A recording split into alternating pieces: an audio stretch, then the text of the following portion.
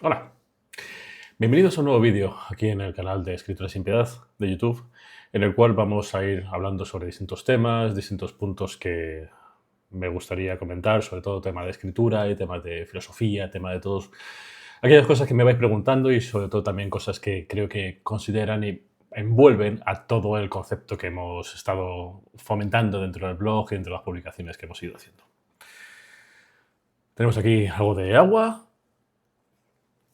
Vamos a ver un tema muy interesante hoy. Hoy vamos a hablar de una técnica mental que es tan antigua como poderosa. Es una herramienta que ha sido usada por oradores romanos, por eruditos medievales y sí, también por algunos de los villanos y héroes más inteligentes de la ficción. Es un método que suena a magia, pero que es pura neurociencia aplicada. Me refiero al Palacio de la Memoria, o el método de Loci, o Loci, no sé exactamente cómo se pronuncia, si yo soy sincero. Es, este método es, en mi opinión, una de las herramientas más infrautilizadas y a la vez más potentes que un escritor puede tener en su arsenal. Y no me refiero solo a memorizar datos para tu investigación, me refiero a usarla para construir mundos, para diseñar tramas que sean excesivamente complejas, para meterse en la cabeza de tus personajes de una forma que nunca, nunca, nunca habrías imaginado. Plántate lo siguiente, ¿vale? No sé si te ha pasado esto. Tienes una idea genial para tu novela. Creas una genealogía familiar, un sistema de magia con 12 reglas, 7 excepciones, 3 líneas temporales, y a mitad del segundo acto te das cuenta de que has olvidado una regla que es absolutamente crucial. O peor, tu protagonista olvida un detalle de su propio pasado que tú, como autor o autora, se te ha pasado por alto. Tu mundo que tanto te ha costado construir se desmorona por una simple falta de organización mental, llamémoslo. Pues bien, el escritor promedio, ¿de acuerdo? Confía en sus notas, en su escrivener, en sus posits, en todo lo que tiene. El escritor que utiliza un palacio de memoria lo lleva todo aquí. Pues bien, hoy vamos a aprender cómo construir uno. No para memorizar listas de la compra, sino para convertir tu mente en una catedral organizada de tu propia creación.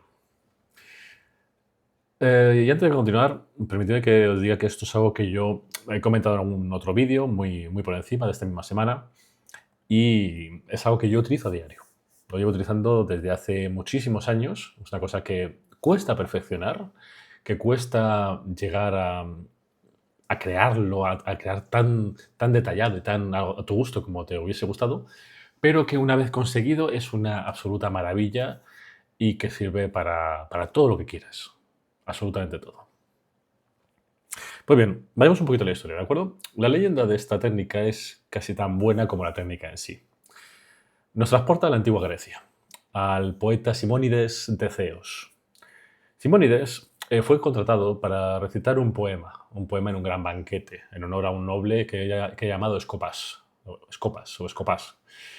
Tras recitar su poema, que también alababa a los dioses Castor y Pollux, Escopas, un poco tacaño, le dijo a Simónides que solo le pagaría la mitad de lo acordado, y que fuera a pedirle la otra mitad a los dioses que tanto había alabado. Poco después, ¿qué pasa? Pues que un mensajero entra y le dice a Simónides que dos jóvenes le están esperando fuera. Él sale, ¿vale? Pero no hay nadie. Y justo en ese instante, mientras él está fuera, el techo del salón del banquete colapsa. Se derrumba por completo y aplasta a Escopas y a todos los invitados. La tragedia fue tal que los cuerpos quedaron totalmente irreconocibles. Era imposible saber quién era quién para que las familias pudieran darle una sepultura digna en esa época. Y aquí es donde ocurre la magia. Los rescatistas están desesperados, pero Simónides cierra los ojos y en su mente vuelve a ver el salón. Reconstruye el banquete, camina mentalmente por la ruta que hizo. Recuerda perfectamente dónde estaba sentado cada uno de los invitados. Escopas en la cabecera, junto a él tal persona, frente a él otra, ta. Va paseando mentalmente por ese recuerdo y es capaz de identificar cada cuerpo uno por uno basándose en el lugar que ellos ocupaban en ese banquete. Simónides en ese momento acababa de descubrir el principio fundamental del Palacio de la Memoria. ¿Y cuál es? Pues que nuestra mente es terrible recordando información abstracta, como nombres o listas, pero es absolutamente brillante recordando lugares, que es lo que llamamos la información espacial. ¿De acuerdo? El palacio de memoria, por lo tanto, es una técnica que hackea nuestro cerebro.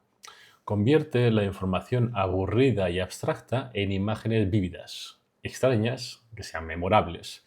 Y luego almacena esas imágenes en lugares que son totalmente específicos de un espacio que conocemos perfectamente. Puede ser tu casa, puede ser tu oficina, puede ser lo que tú quieras. Hay 1000 opciones que te puede ver y las vamos a ver todas ellas. Pues bien, ¿cómo funciona esto en la práctica? ¿Cómo construimos uno? El proceso es simple de por sí, pero requiere, como decía al principio, práctica. Y consta de 4 pasos muy sencillos, pero también que son muy importantes. El paso número 1 es elegir el palacio. Tienes que elegir tu palacio. Debe ser un lugar que conozcas como la palma de tu mano. No tiene que ser un palacio, ¿vale? Pero tiene que ser un sitio donde conozcas perfectamente.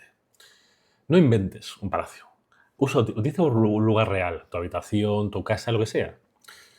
Por ejemplo, yo qué sé, tu casa de la infancia, el apartamento donde estás viviendo ahora mismo, el camino diario que haces al trabajo. No tiene que ser un palacio físico. Tu oficina, quizá. Cuanto mejor conozcas ese espacio, mejor. Tu casa. Quedémonos con la casa, ¿de acuerdo? Tu casa es perfecta. Tú, al fin y al cabo, conoces cada habitación, cada rincón. Cuando es de noche, a las 3 de la mañana y vas a por agua, sabes perfectamente dónde ir para no darte una leche, ¿no? Paso número 2. Tienes que establecer una ruta fija. Y esto es absolutamente crucial. Tienes que decir el camino exacto que harás siempre que camines por tu palacio.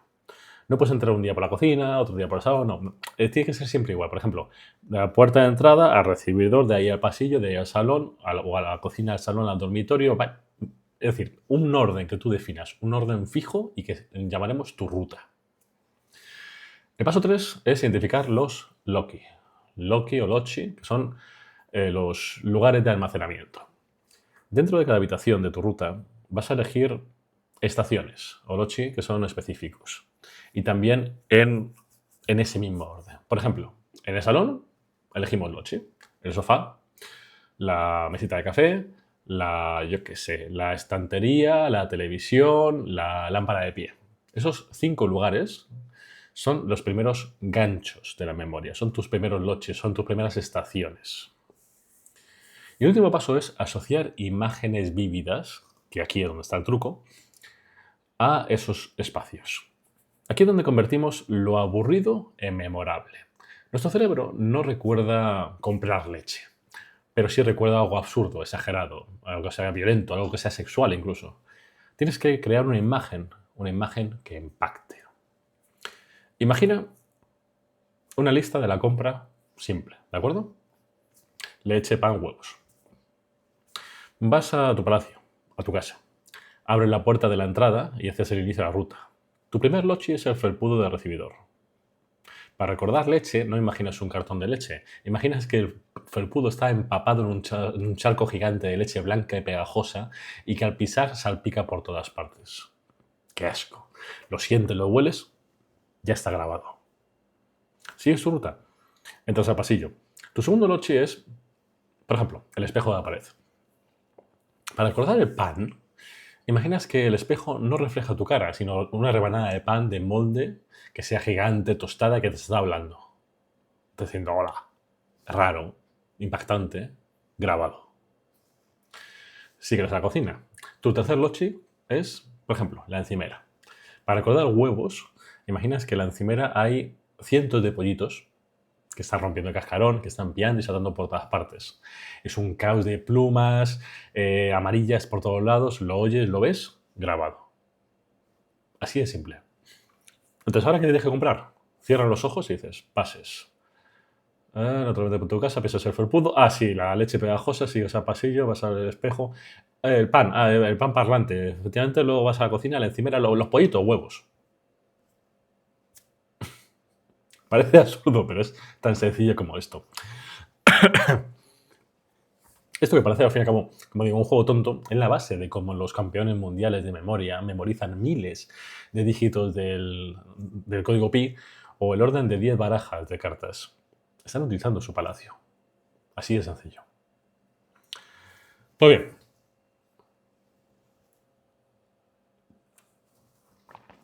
Entonces, esta barra, ¿vale? Sirve para lista de compra. Cojonudo. ¿Y yo qué hago con eso?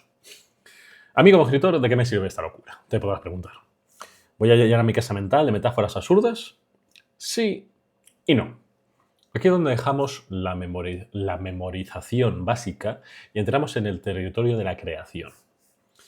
La mayoría de los escritores tenemos un problema, que es la gestión de nuestra propia información. El lore, la regla del mundo, las tramas secundarias, los detalles de los personajes. Tenemos carpetas y carpetas en el ordenador, hojas pegadas por todos lados, pero ¿las estás consultando siempre? No, ¿verdad? ¿Estamos seguros de que no nos contradecimos con lo que escribimos hasta que ya lo leemos por quinta vez? No, ¿verdad? Pues bien, ¿y si pudieras tener el ADN de tu novela dentro de tu cabeza, accesible en un paseo mental de 2 minutos? Sería una maravilla, ¿verdad? Pues bien, vamos a ver ahora, vamos a darle esa vuelta y vamos a empezar a ver cómo dejamos de utilizar ese palacio para esta lista de compra y empezamos a utilizarlo para construir esos mundos de nuestras novelas. Y me permitiréis que aquí hablemos de... Nos centremos sobre todo en fantasía y ciencia ficción, que es donde más se puede llegar a utilizar. ¿De acuerdo? Pues bien, hemos visto esos 4 pasos hasta ahora. Hemos visto el palacio, la ruta, el lochi, las imágenes vívidas. Hemos probado con una lista. Vale, todo perfecto. Ahora bien, tú y yo, aquí, que estamos viendo este vídeo, no estamos aquí para memorizar la lista de compra, como hemos dicho. Estamos aquí porque somos escritores. Somos arquitectos de mundos. Somos creadores de almas, tejedores de tramas. Y te estarás preguntando, ¿cómo diablos me ayuda a mí esta técnica de los pollitos de la encimera a escribir mi novela de fantasía épica de 800 páginas? Pues bien, aquí es donde la magia real comienza. Vamos a dejar de utilizar el palacio como un trastero para datos triviales y vamos a empezar a utilizarlo como lo que realmente es, que es una catedral para nuestra imaginación. Un lugar donde almacenar, organizar, vivir dentro de nuestra propia historia.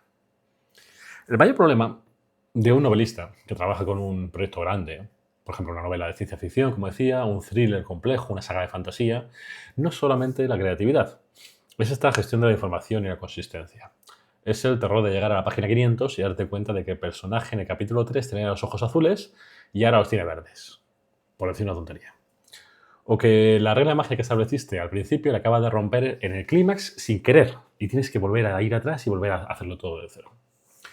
O que yo que sé, que esa pista crucial que plantaste en el acto 1 se te veo por completo y no la has resuelto. Y eso créeme que el lector se da cuenta. Nuestros ordenadores o nuestras carpetas están llenos de Biblias del mundo, documentos de Word, archivos de Scrivener, como digo, que, como decía anteriormente, rara vez consultamos una vez que estamos en el fragor de la escritura. El Palacio de Memoria, por tanto, soluciona esto. Internaliza tu mundo, lo convierte en un lugar que puedas visitar tú mentalmente. Así que me gustaría ver con vosotros 3 aplicaciones prácticas para un escritor de novelas. La primera la llamaremos como el palacio, como si fuese un guardián del lore, para el tema del world building. Esto es fundamental para la fantasía y la ciencia ficción. Tiene reglas, tienes historia, tiene facciones, tiene geografía, pero ¿cómo lo recuerdas todo sin volverte absolutamente loco? No vas a memorizar tu enciclopedia entera, seamos sinceros. Vas a memorizar los pilares de tu mundo. Vamos a utilizar el mismo palacio que antes, nuestra casa. ¿De acuerdo? Veamos un ejemplo. Empezamos la ruta y empezamos por la cocina. Y el tema será la regla de la magia. Imagina que tu sistema de magia tiene 3 reglas fundamentales y las vamos a anclar en los 3 lochi de la cocina. Primer lochi, el frigorífico. Y la regla es, la magia siempre requiere un sacrificio de sangre. La imagen mental, tú abres la puerta del frigorífico y en lugar de leche está lleno de bolsa de sangre, como si fuese un hospital. Y el asa está pegajosa, está manchado, rojo, vibrante. Es una imagen visceral, imposible de olvidar. Y grabada. El segundo lochi es el fuego de la estufa. Bueno, no sé, en vuestra casa, aquí sí que tengo una estufa. Imagínate que tienes una estufa, ¿de acuerdo? O utiliza la encimera, utiliza el microondas, lo que tú quieras. Algo que provoque fuego. En este ejemplo, ¿de acuerdo? Porque la regla, digamos que es que, yo qué sé, que la magia de fuego atrae a los espectros. Tu imagen, que te haces es que enciendes el fuego y de una llama azul emerge una cara fantasmal que está gritando en el silencio. Te da un susto mortal. Tremendo. Grabado. Y el tercero, digamos que es, por ejemplo, el fregadero. Para que no sea tan raro, ¿vale?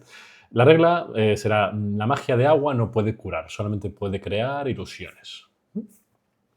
La imagen que tú te haces, ¿cuál sería, por ejemplo? Pues abres el grifo y sale un chorro de agua cristalina que al tocar el fregadero se convierte en un montón de serpientes de goma falsas. Es un engaño. Con ese ejemplo tan sencillo, recuerdas perfectamente tus reglas, porque son cosas totalmente absurdas, pero que se te graban en la mente. Ahora llegas al capítulo 30. Tu héroe está herido. Tiene la tentación de usar a la maga para curarlo con agua, es grande, pero haces tu pasión mental, vas a la cocina y dices, espera, llegas al fregadero, ves la serpiente de goma y dices, no, es verdad, que la magia de agua no cura. Acaba de salvar tu novela de un agujero de guión que es absolutamente garrafal. Sigamos, y vamos al salón. Y digamos que en el salón vamos a poner las facciones políticas, ¿vale? El primer lochi va a ser el sofá. La facción de los nobles, por ejemplo. El sofá, por ejemplo, está cubierto en tu imagen, de un terciopelo ridículamente lujoso. Hay un hombrecillo con una corona encima, saltando, encima, gritando, impuestos, impuestos. Absurdo, grabado. El segundo, la estantería, donde tienes los libros, donde tienes lo que sea. Esa será la facción de los magos. ¿Y la imagen qué es? Pues todos los libros de estantería están flotando, girando en el aire por sí solos. Magia. Y el tercero, yo qué sé, la televisión. Y esa será la facción de los rebeldes. Y la imagen es que la pantalla no solo muestra interferencias, como si fuese nieve, ¿vale? Pero oyes un susurro que dice por detrás, únete a la resistencia. Cuando escribes una escena entonces de diálogo político, visitas tu salón. Ves al noble en el sofá pegando gritos y saltos, a los libros que están flotando por otro lado, ves a la tele susurrando, y al instante tienes presente las motivaciones y el tono de cada una de las facciones. Tu mundo se vuelve sólido, como una roca.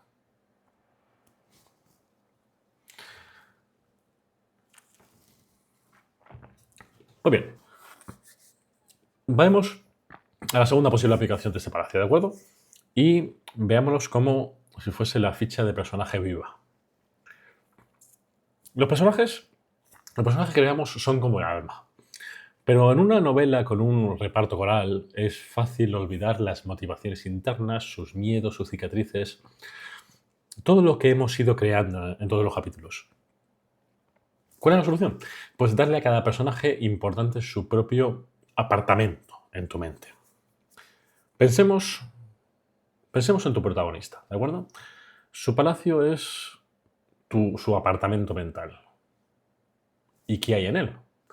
Pues tiene un propio palacio, el propio personaje. Empezar una ruta por el recibidor. Y el tema es, yo qué sé, la mentira, ¿vale? Como vimos en la publicación del arco del personaje. El lochi será la puerta. La mentira que cree, dice, no soy lo bastante fuerte, y la imagen será pues que la puerta es una lámina de papel finísimo que él, sin embargo, no se atreve a empujar. La ruta pasa luego por el salón de este palacio, de este personaje principal. Y el tema será sus deseos. El lochi, digamos que sería la ventana. Su objetivo externo, pues sería salvar el reino. Y por la ventana, en tu imagen mental, ¿qué haces? Pues se ve un castillo en llamas a lo lejos. También hay un lochi de una foto en una pared. Y su objetivo interno, que hemos hablado también en otros capítulos y en otros vídeos, es proteger a su hermana. Y entonces la imagen será la foto de su hermana que la mira con confianza. Su ruta continúa por el sótano, por ejemplo. O yo qué sé, o un armario oscuro, lo que sea. Y el tema será su trauma, ese fantasma que tiene. Y el lochi será ese rincón oscuro. El recuerdo de su padre siendo derrotado.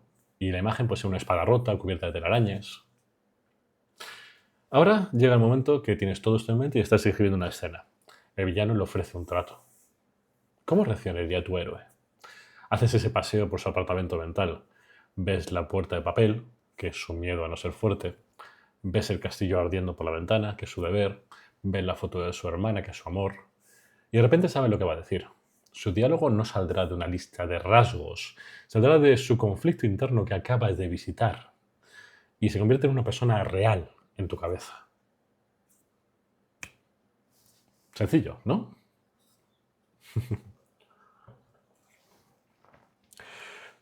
La tercera aplicación del Palacio de la Memoria para escritores es lo que me gusta llamar la hoja de ruta de la trama. ¿A qué me refiero con esto? Pues me refiero a que eh, es sin duda una de mis favoritas. Imagínate que cómo te aseguras de que el arma, ¿vale?, que presentas en acto 1 se dispara en acto 3. ¿Cómo mantienes ese ritmo? Utilizas tu palacio principal, ¿vale? Tu casa como esa línea temporal de tu novela. Tú imagínate, tú tienes tu ruta, ¿vale? Que es el recibidor, pasillo, cocina, salón, dormitorio, baño. Es lo que tú puedes definir como esa estructura de los 3 actos. En el acto 1, el recibidor, por ejemplo, el primer lochi, el felpudo, tienes la apertura, ¿vale? Y muestras el mundo ordinario del héroe. Lochi 2, tienes el perchero y tienes el incidente incitador. Y esa imagen del perchero pues cuelga una carta ensangrentada, por ejemplo, que está goteando en el suelo. Sigues al siguiente acto, al acto número 2, que es el pasillo y la cocina, por ejemplo. Tienes el lochi número 3, que es el espejo del pasillo, donde el héroe está aceptando la llamada. Se mira al espejo y el reflejo le hace un gesto de desafío. El lochi número 4, entrando en la cocina, es el frigorífico, donde tiene la primera prueba. La imagen intenta abrir el frigorífico, pero está congelado por fuera porque hay un obstáculo inesperado. El 8 número 5 es esta estufa, ¿vale? Que es el punto medio, que es el gran giro. Es en la imagen de la estufa, en lugar del fuego, hay un mapa del tesoro, que resulta que es falso, que es falso. Y el héroe se da cuenta de que todo lo que creía era mentira. Termina el acto 2 y vas al tercer acto, que es el dormitorio y el baño. Y en el dormitorio tienes el sexto lochi, que es la cama. Y es el momento más oscuro, donde todo está perdido. En esa imagen la cama está rota, las sábanas por el suelo, el héroe está destrozado, hecho un ovillo en el rincón más oscuro. Y luego pasas al baño, haces el lochi número 7, que es la ducha, que es el clímax. En la imagen, pues en la ducha el héroe está luchando contra el villano. Imagina, yo qué sé, una alcachofa de ducha gigante y agresiva con ojos rojos. Es una imagen ridícula, absurda, pero funciona. Por eso funciona, porque lo vas a recordar. Y el último lochi, el 8, será el espejo del baño. Y ahí tiene la resolución. La imagen te miras al espejo, pero ya no eres tú, es el héroe que está transformado con una cicatriz, pero en paz. ¿Te das cuenta del poder de esto?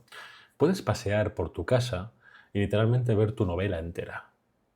Puedes ver si el punto medio, esa estufa, en mi caso, es bastante fuerte.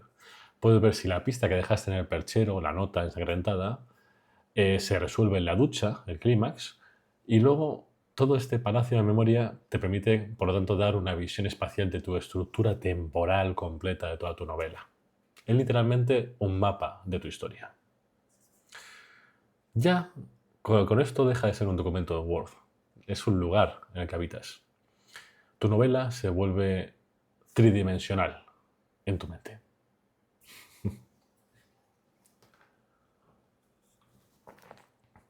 Pues bien, sigamos adelante. Hasta ahora hemos hablado de cómo el escritor, el creador, ¿de acuerdo?, utiliza esa herramienta para construir. Pero, ¿qué pasa si damos un paso más? ¿Qué pasa si el personaje dentro de la historia también utiliza un palacio de la memoria, como estamos diciendo? Vamos a intentar explorar esta aplicación, que es incluso más fascinante como rasgo del personaje y como herramienta narrativa dentro de tu propia ficción. Hablaremos de dos personajes que son muy queridos para mí, Sherlock Holmes y Aníbal Lecter. Y cómo esta técnica te puede servir para crear personajes que son totalmente inolvidables. Pues bien, el paso que separa una técnica de construcción de una técnica de narración es justamente esto que estamos haciendo. Tenemos que, una vez que ya hemos comprendido el concepto del palacio de memoria, tenemos que intentar verlo como una herramienta secreta para que a ti y el autor se convierta en una herramienta visible y fascinante también para tus personajes. Entonces, ¿cómo le damos un palacio de la memoria a tu villano o a tu héroe y cómo eso puede ser un recurso narrativo, quizá de los más potentes que jamás hayas visto. Pues bien, cuando das a un personaje un palacio de la memoria, ¿de acuerdo? No estás haciendo solamente una elección estilística, estás haciendo varias cosas a la vez. Estás mostrando su inteligencia de forma activa y no pasiva, estás creando un mecanismo orgánico para la exposición y los flashbacks, y estás abriendo la puerta a una fuente increíble de conflicto y también a una vulnerabilidad. Veamos por partes, ¿de acuerdo? Intentemos contemplar el palacio como un símbolo de intelecto superior. Este quizás sea el uso más famoso. Es el mostrar, no contar, que hemos hablado en otras ocasiones, de la genialidad. En lugar de que el narrador nos diga, yo qué sé, Sherlock era increíblemente listo y lo recordaba todo, la serie de Sherlock de la BBC nos muestra su palacio de la memoria. Lo hace. Y lo vemos caminar por una biblioteca visual de recuerdos, rápida, eficiente, casi hasta arrogante. Las palabras vuelan, conecta pistas con un tipo de barro, con una máquina de ceniza, que ha almacenado en las distintas habitaciones específicas. Su palacio es funcional, es rápido, es casi informático. Define su carácter, lógico, brillante, pero un poco frío. Ahora, contrastemos eso, ¿vale? Dejémoslo a un lado y ahora contrastemos eso con otro gran genio de la ficción, que para mí es uno de mis favoritos, que es Aníbal Lecter. El Palacio de la Memoria de Aníbal Lecter es, en mi opinión, una de las mejores creaciones de personajes jamás escritas. Thomas Harris, en El silencio de los corderos, nos lo presenta. Clarice Starling, va a ver a Lecter en una celda miserable en un manicomio de Baltimore, si os acordáis. Es una celda que es húmeda, que es oscura, que huele a comida de hospital. ¿Y qué hace Aníbal Lecter? Cierra los ojos y se va. Camina mentalmente por su palacio. Y su palacio no es una biblioteca que es estéril, como la de Sherlock. Es la Catedral de Florencia. Es una mansión gótica que se la conoce como la palma de su mano. Está llena de arte, de música clásica, de recuerdos de sabores exquisitos. Aníbal no utiliza su palacio solamente para recordar datos, lo utiliza para escapar de la vulgaridad del presente. Lo usa como un refugio. Eso es algo que yo también utilizo y me encanta. En una de las escenas más potentes de Silencio de los Corderos, él está en su celda, es una celda absolutamente terrible, pero mentalmente está en Florencia. Está dibujando el Duomo desde una ventana que no tiene. Eso nos dice mucho más de Aníbal Lecter que 100 páginas de descripción. Nos dice que es un hombre de intelecto. Nos dice que es un hombre con una sensibilidad estética suprema, que está atrapado en una situación de barbarie que él mismo irónicamente representa, y que su palacio es su fortaleza interna, y que su mundo privado es esa misma fortaleza y que es absolutamente inexpugnable. Es la definición misma de su personaje. Así que la primera pregunta que debes hacerte es, si mi personaje, el héroe o el villano, me da igual, tiene un palacio, ¿cómo es ese palacio? Y si ese palacio refleja su personalidad, si el palacio, yo qué sé, el palacio, por ejemplo, de un asesino en serie que es obsesivo-compulsivo sería, yo qué sé, un laboratorio estéril, perfectamente ordenado, donde cada víctima es un espécimen que está en un cajón. O el de un mago anciano sería una biblioteca laberíntica llena de polvo y susurros. El de un espía paranoico sería un búnker de hormigón que tiene puertas blindadas. El diseño del palacio es, al fin y al cabo, el diseño que hagas a la mente de tu personaje.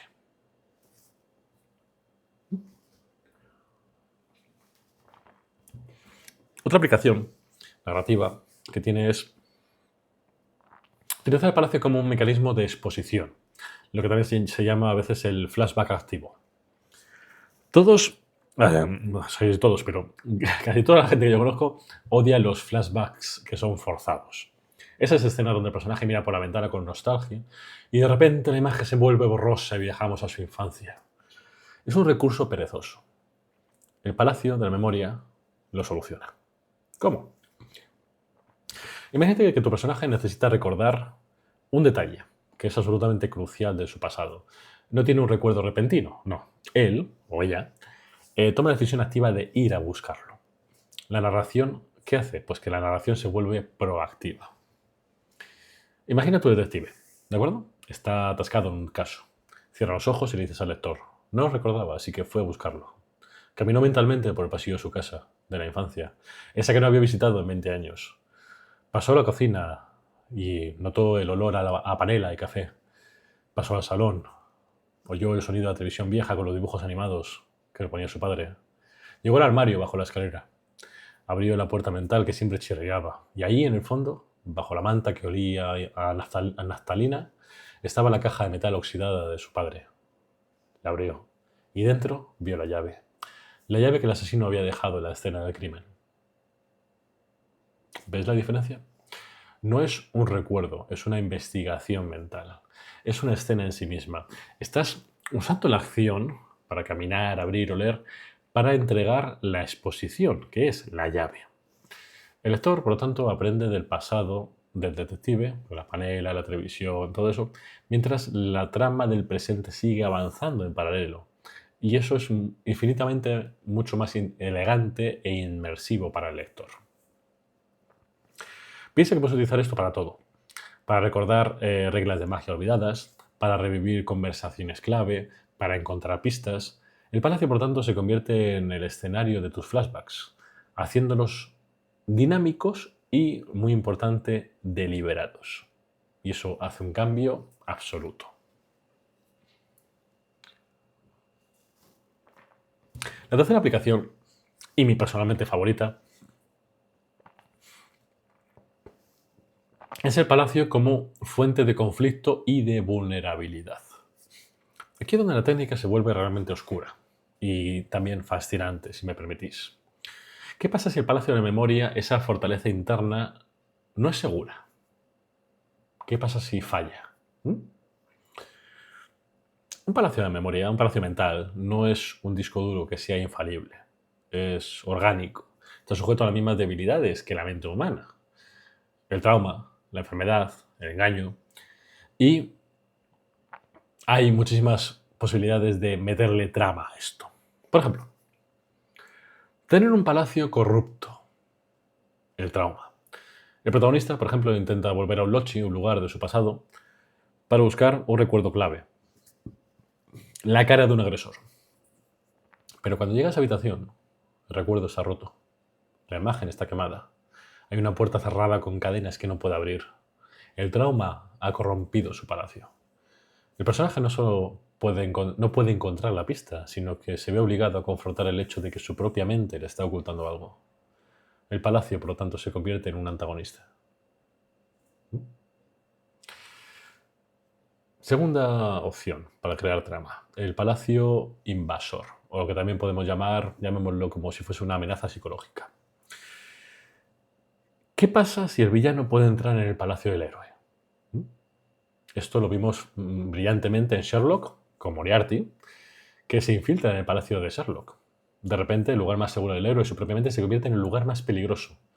Y el villano puede llegar a manipular los recuerdos, dejar mensajes, robar secretos. La batalla deja de ser física y se convierte en una batalla psicológica que es absolutamente aterradora para el personaje. Otra opción, el palacio decadente. Imagínate que lo enlazaremos con el concepto de la pérdida. Imagina un personaje brillante, un mentor anciano que ha almacenado toda la sabiduría del mundo en su vasto palacio mental. Pero el personaje está envejeciendo. Digamos que tiene Alzheimer. La trama podría ser una carrera contra el reloj, donde el protagonista tiene que aprender a navegar por el palacio del mentor, rescatando esos recuerdos cruciales, la fórmula de la cura, el nombre del traidor. Mientras las distintas habitaciones de la mente del anciano se van derrumbando poco a poco, una por una. El palacio, por lo tanto, se convierte en un escenario trágico, en unas ruinas que se desmoronan. Otro ejemplo para la trama, el palacio falso, donde el narrador no es fiable. ¿Qué me refiero con esto? Imagínate que el protagonista cree que su palacio es perfecto, ¿vale? Nos cuenta su pasado, que está caminando por las distintas habitaciones mentales, ¿vale? Pero a mitad de la novela descubrimos, quizá a través de otro personaje, que uno de esos recuerdos clave es falso. Que él mismo lo ha fabricado y lo ha almacenado para ocultar una verdad que es absolutamente insoportable, de la que seguramente fue él mismo el culpable. Y su palacio, por lo tanto, no es una almacén de verdad, es una prisión de autoengaño. Cuando utilizas el palacio no solo como una habilidad, sino como un escenario vulnerable, estás abriendo un abanico absolutamente infinito de posibilidades narrativas que son profundas, que son originales y que sobre todo son psicológicamente muy complejas. Y eso le da muchísimo, muchísimo más valor a tu personaje, a tu novela y a todo el lore que estás escribiendo y comentando. Así que, como ves, el Palacio de Memoria no es solamente una curiosidad histórica, es una de las herramientas de escritura más versátiles que existen. La hemos visto durante todo este tiempo, ya llevamos más de media hora hablando, en 3 niveles. Un primer nivel, como si fuese una técnica mnemotécnica basada en la vida real, con la lista de compra. Un segundo nivel, como si fuese una herramienta de escritor para organizar su mundo, sus personajes, la trama, ¿vale? Y luego un nivel 3, que es una herramienta del personaje para mostrar su intelecto, para manejar la exposición y crear conflicto. Pero nos queda un último nivel, que es quizá el más abstracto y quizá el más importante. ¿Qué implica filosóficamente todo esto? ¿Qué nos enseña el acto de construir un palacio mental sobre nuestra propia vida y sobre nuestra propia memoria? En esta última parte del vídeo quiero que cerremos este viaje explorando la escritura misma como el palacio de memoria absolutamente definitivo. Desde Simónides de Ceos hasta donde hemos llegado, quiero que lo veamos de esta manera. Esta idea, como digo, quizás sea la más importante de todas. Pregúntate lo siguiente. Partiendo de que ya sabemos todo lo que hemos hablado, ¿cuál sería el palacio de memoria más poderoso, más fiable y más transformador que existe? ¿Cuál es el que todos nosotros, como escritores, ya estamos construyendo, seamos conscientes de ello o no? Piensa un momento. La respuesta es esta: la escritura. La escritura misma es el palacio de memoria definitivo. Piénsalo. El palacio mental, el Mind Palace de Sherlock, es brillante, es rápido, pero también es frágil. Como vimos en lo que hemos hablado ahora mismo, hace nada, un palacio mental puede ser invadido, puede corromperse por el trauma, puede decaer con una enfermedad. La memoria humana es subjetiva, emocional y a fin de cuentas también es traicionera. Edita nuestros recuerdos para protegernos, distorsiona los hechos con el tiempo. Es así, somos humanos. Pero lo que escribes es permanente. Es casi siempre objetivo. Un diario, una colección de notas, un blog, es un palacio mental externalizado. Es una versión de tu mente a la que no puedes volver, no solamente a través del filtro falible de tu recuerdo, sino con la claridad de la palabra escrita, que lo tienes ahí y lo sabes leer. El Palacio de Memoria, por ejemplo, de Aníbal Lecter, es un acto de control supremo. Es un refugio para su ego. Pero tu diario personal es un acto de liberación y de aceptación. Es el lugar donde no tienes que controlar nada, solo tienes que ser honesto. Por eso el escribir un diario es tan recomendable. Como hablamos también en otro vídeo que habla acerca de la escritura como máquina del tiempo, estamos rozando ya un poquito esta idea, pero quiero que volvamos hoy un poquito con la arquitectura que hemos aprendido. El acto de escribir y archivar tu trabajo, por tanto, no es solamente guardar documentos, es construir ese palacio que es el palacio más sólido de todos.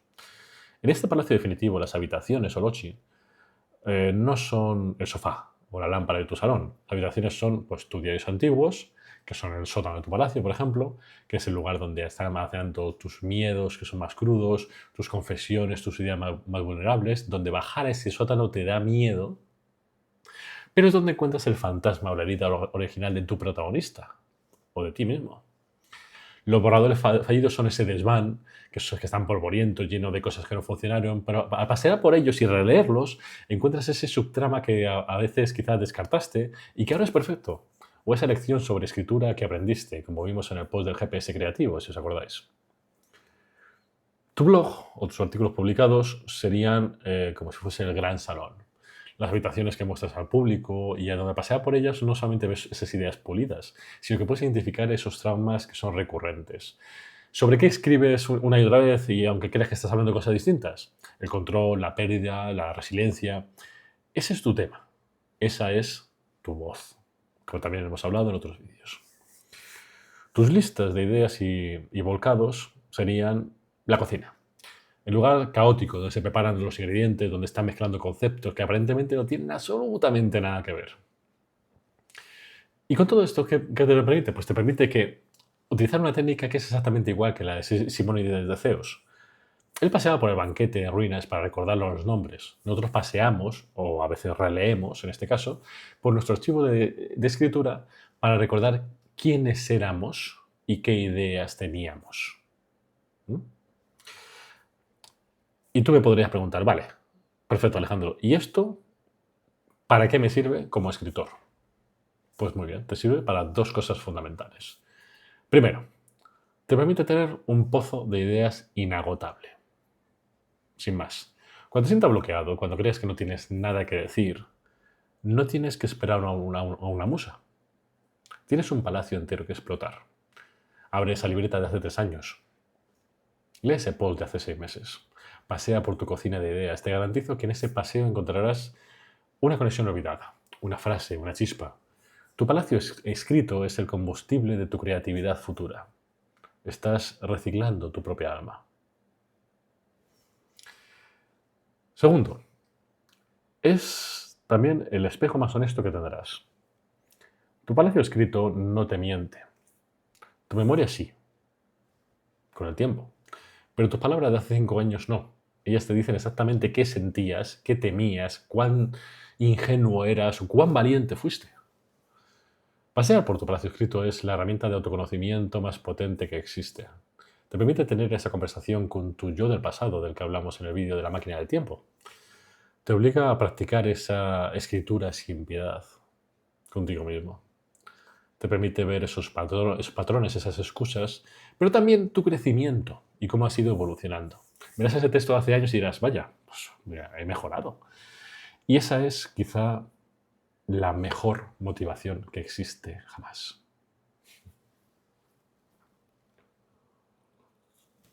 Así que, al final y con todo esto hemos podido completar el círculo. El palacio de memoria no es una técnica ajena que tienes que aprender desde cero. Es algo que si eres escritor ya estás haciendo de forma intuitiva cada vez que guardas una nota, escribes un diario, pero ahora puedes hacerlo de forma consciente. Puedes usar el palacio mental de este segundo nivel que hablábamos para analizar el lore y la trama de la novela que estás escribiendo ahora. Puedes utilizarlo como técnica narrativa del tercer nivel que hemos hablado para dar esa profundidad a un personaje brillante, como si fuese Sherlock. Pero nunca olvides, nunca, que el palacio de la memoria más importante, el que te define como escritor, como creador, es el que estás conociendo con tu palabra y que escribes y que guardas en ese cuarto nivel, y es tu archivo, es tu legado, es tu ADN creativo. No necesitas ser un genio mnemotécnico. Ya tienes la herramienta, es tu libreta, es tu blog, es tu carpeta de borradores. Úsala, visítala. Conviértete en el arqueólogo de tu propia mente. Como os he dicho anteriormente, yo utilizo esto a diario. Todos los niveles. Tanto para narrativa, como para propios temas personales, como también para personajes, como también para propios miles de papeles y de borradores que tengo para poder revisitar mi yo de hace años. Así que mi invitación para hoy, para vosotros es esta. No utilices solo tu palacio para organizar tu novela. Usa la escritura como palacio para organizar y entender tu vida creativa. Construye tu archivo, relee tu pasado y utilízalo para escribir un futuro que sea más honesto y quizá más poderoso.